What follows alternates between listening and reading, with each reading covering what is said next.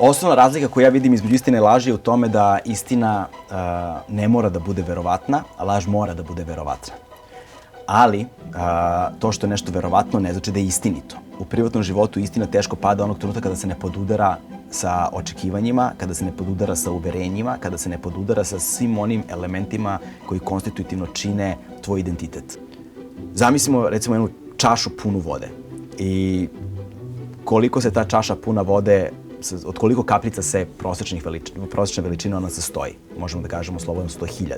Zamislimo da je svaka od tih kapljica jedno dobro delo. Dakle, imamo čašu punu 1000 dobrih dela. I ako stavimo jednu kap mastila, ta voda više nije za piće. Tako funkcioniše i poverenje. Istine koje je lako prihvatiti su istine koje su sve prisutne, koje su uvek tu. Istine na koje ne obraćamo pažnju. Ono što nam se dešava dok smo okupirani drugim stvarima. One istine koje te sačekaju nespremnog, te istine su problematične, zato što nismo uspeli da se pripremimo za njih i da izgradimo mehanizme kojima ćemo da ublažimo potres koji izazivaju taj tektonski poremećaj neki u našem životu. Ali postoji još jedna istina, onako kao anegdota koju mogu kažem. Postoji trenutak kada se sretnu dve osobe. Osoba koja si postao i osoba koja si želeo da budeš. To je težak trenutak u životu svakog čoveka.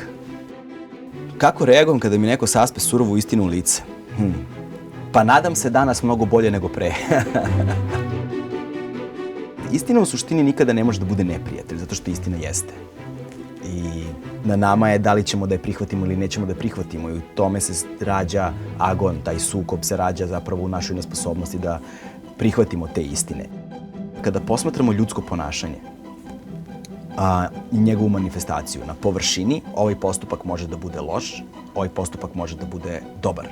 Ali kada otkrijemo motive i istine iza postupaka, oni veoma lako mogu da zamene mesta.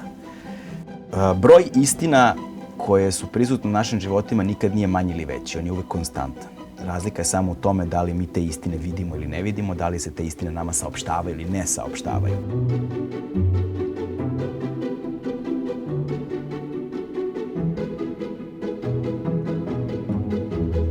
Pridružite nam se u otkrivanju istine. Prijavi se na dnevno newsletter